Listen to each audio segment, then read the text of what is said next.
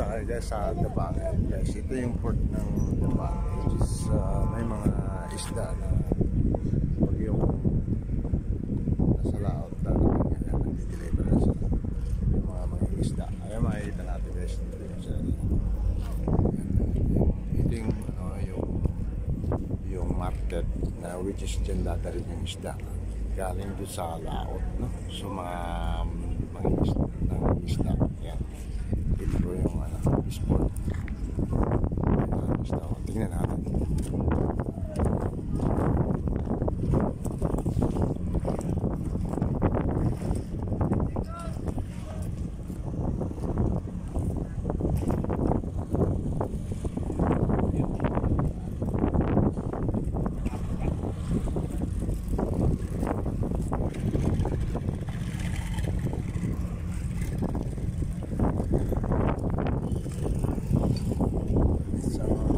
Tapos ito yung makikita natin dito sa port. Ayan.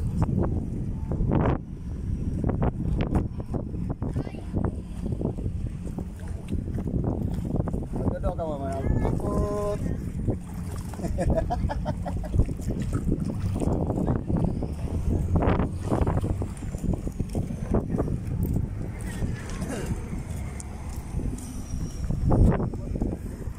Tapos galing doon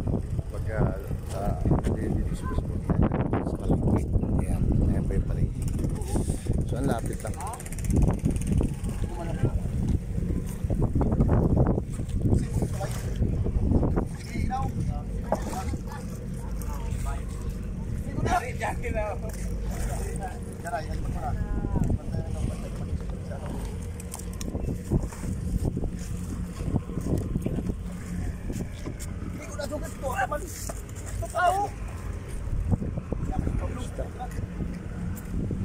Balik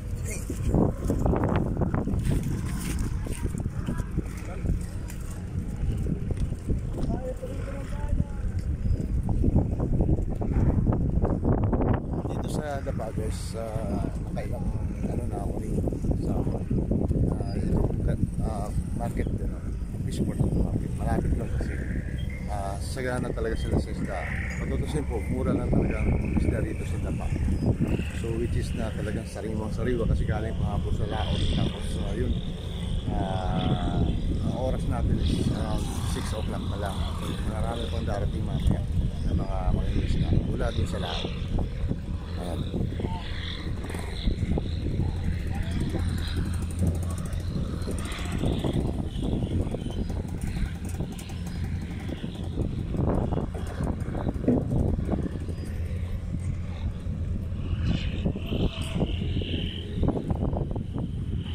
So yung part na to, nandito tayo ngayon kasi naghihintay tayo ng service. Ayan na, ito na kayo service na Mali Dapa Hayang Gabon. Ayan po, darating na. Ayan yung lahat siya nasasakyan natin papunta Hayang Gabon. So ayan, may mga pasahero na nag-aabang dito ngayon para sumakay. So ayan, so mamaya pagbaba nila tayo naman yung sasakay.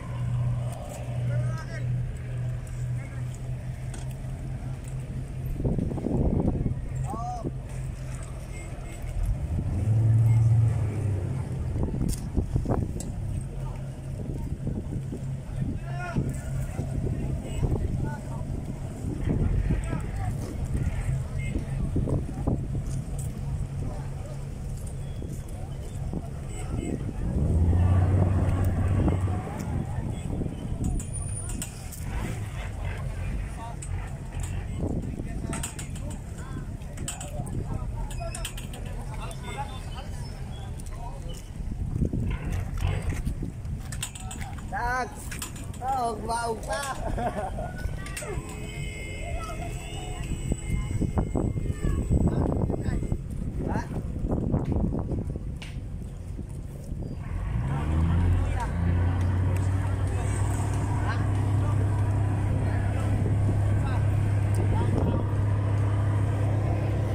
Ito yung mga lancha guys na yung madali mo lang siyang ma-reach yung Surigao del Norte. Dito po sa Claver, doon po sa Claver, doon pa. Kaya pupunta kayo ng GL. Ito po yung mga sinasakyan kadalasan na nagmumula doon sa Yanggabon. So Yanggabon Claver to Dapa. Ito ngayon sila. So ngayon yung galing naman Dapa, pupunta naman ngayon sa Yanggabon. So yung mga nandito pasahero, sila yung sasakay dito sa lancha na to. So ito yung isa sa mga pinakamabilis na madali mo lang ma-reach yung proper ng Claver. Ano na po. Kita-kits ulit guys, ito. Ayan na, bababa na sila. Tapos tayo naman yung kapalit. Ayan, dahil pasahero. Wow! Yung mga pupunta ng GL, ayan, pupunta ng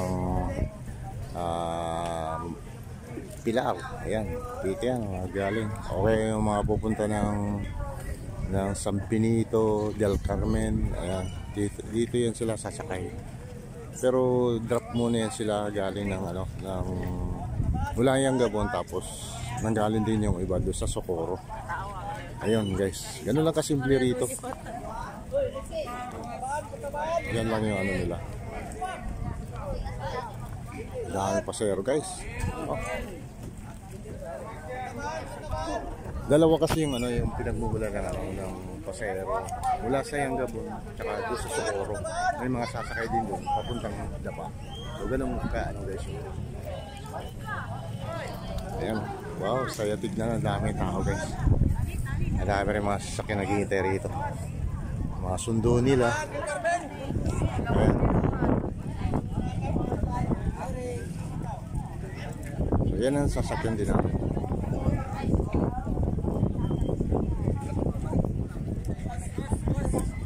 So hindi ako nagdala ng motor ngayon kasi ang bike gawa nga nag-ride kami ng 4-wheel which is provide ng aming team pagpunta pag-land tour. So balik ulit tayo sa Yanggabon, proper ng Claver. Ayan. So yun lang guys, no? Ayan, ganyan karami ang tao rito. It's around 6:20 in the morning. Ayan, makikita natin. So yun guys, kita-kits tayo ulit. Huwag nyo munang kalimutan mag-subscribe sa aking YouTube channel, sa aking page, Facebook. Kita-kits, we love you guys.